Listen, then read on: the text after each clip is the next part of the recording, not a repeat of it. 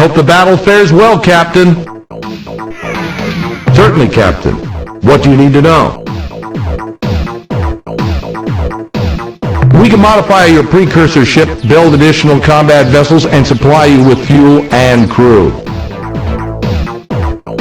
Our engineers and precursor specialists agree with the scientists from your world that your starship was designed to be a workhorse vehicle, which can be easily reconfigured for different missions by adding or swapping self-contained equipment packs, which we call modules. The modules we can build right now are thruster units, which make your ship move faster, attitude jets, which allow you to rotate the ship more quickly, crew pods, which provide life support facilities for up to 50 additional crew members, storage bays, which increase your ship's cargo capacity for mineral resources, fuel tanks, which hold an additional 50 units of fuel, dynamos, which feed energy into your combat energy batteries, improving your weapon's rate of fire, and last but not least, ion bolt guns, combat weaponry, the exact function of which depends on its location aboard the ship. When put in the first or front module slot, it fires a single shot forward. When put in the second slot, it fires 2 shots, spread to the left and right of center. When put in the third slot, it fires 2 shots directly left and right, and when put in the last or rear slot, it fires a single shot straight backwards. This base is designed to service hierarchy ships. Fortunately, your flagship uses the same stabilized antimatter technology as hierarchy vessels and will be able to synthesize what you need. However, due to the size of your ship, we'll have to produce vast quantities of fuel, which will be a substantial drain on our resources. Our shipyard facilities are sophisticated and fully automated, permitting a handful of Starbase personnel to do the same job as 500 vac-suited construction workers. However, the only designs that we had in our computers were incomplete hierarchy ship designs. Things looked grim until one of the officers came forward with an amazing story. Even though the Urquan destroyed every Earthling cruiser in the fleet nearly 20 years ago, one of my maintenance engineers was a Starship production assistant at the Detroit shipyard. When Earth was conquered, she was ordered to destroy all ship construction databases, but she secretly made copies of the blueprint discs and then kept them with her ever since. These discs contain all the data we need to build as many Earthling cruisers as you want, provided you, Captain, can supply the large amounts of mineral resources required to build those vessels. In theory, Captain, we could build alien starships here if we had designs for them. However, it's a well-known fact that alien vessels just can't be flown in combat without native starship captains at the helm. We have almost 2,000 highly motivated, skilled professionals aboard this starbase, and every single one of them wants a berth aboard your starship. However, each hand we lose to your ship means less manpower here at the starbase, and this is reflected in the crew RU cost. As long as you don't lose too many crew members to combat or planet exploration, the RU cost will remain static. But we have only so many warm bodies on this starbase, and if your needs for crew grow beyond a certain point, the cost could increase dramatically.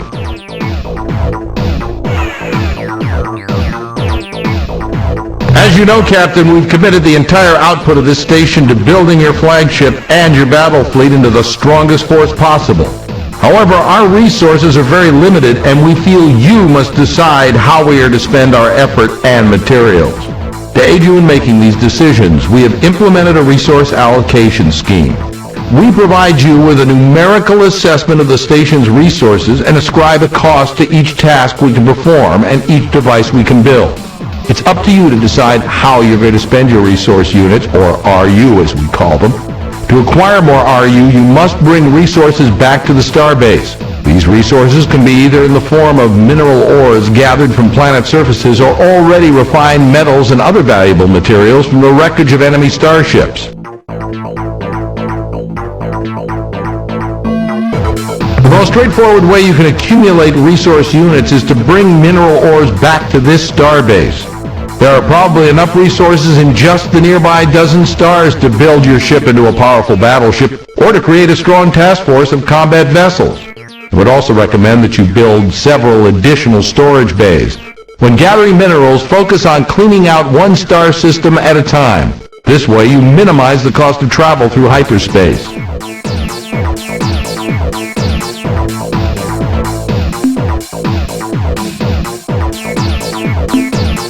While I respect your search for abstract knowledge, frankly, Captain, in our present circumstances, I see little use for such data here. Perhaps you can make use of biological information elsewhere. What else can I tell you?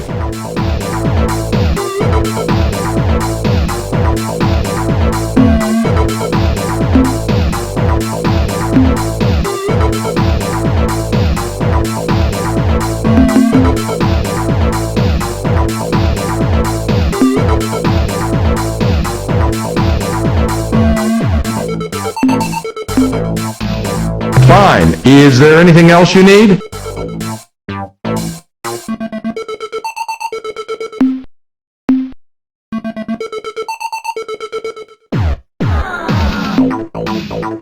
Go open Urquan for me, Captain.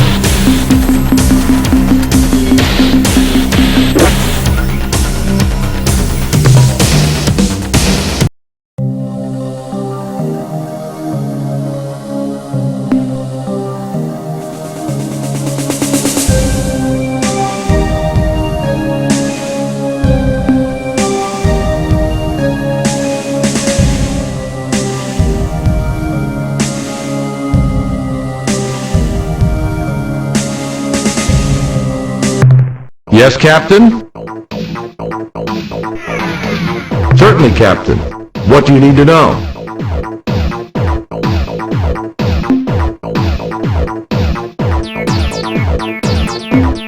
Can you be more specific? If you have the patience, I would recommend you spend several months or even a year gathering mineral resources. You can find such minerals on almost any planet's surface, but the quality and density will vary depending upon the type of planet you're on. Base metals are probably the most common materials you'll find, but they aren't particularly valuable. You can find rarer precious and radioactive elements on metal-rich worlds such as Mercury. An old miner once told me that you could tell the relative quality of a planet's minerals based on the planet's color as seen from space. Remember the color sequence from good to bad? The miner had a mnemonic that went something like, very young orangutan could grow bananas perhaps rather well. It is also the case that mineral yields will be better at hotter stars. Temperature is related to the size and color of a star. Red stars are the coolest, then orange, yellow, green, blue, and the hottest stars are white.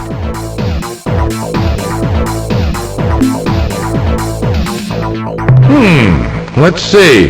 You need to build up and balance the strength of your flagship. I would add thrusters up to, say, 5 or 6. Speed is essential in combat, but it would also pay off over the long haul in hyperspace. And if you prefer to avoid confrontation, nothing beats a great pair of legs.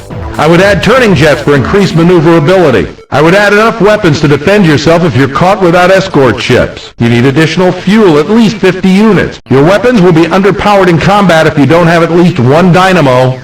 I guess I'd gather more minerals to build up a good supply of resource units. It all depends on whom you meet, doesn't it, Captain? Well, in all seriousness, if you encounter the Ilrath, Bucks, Androsynth, or other hierarchy battle thralls, I wouldn't hold out much hope for a peaceful encounter. So if you feel you have the advantage, attack. The resources you will scavenge from the enemy's wreckage are well worth the effort. If you can find alliance races who are in a position to help us, then you must convince them to join with us. Their assistance may be crucial to our success.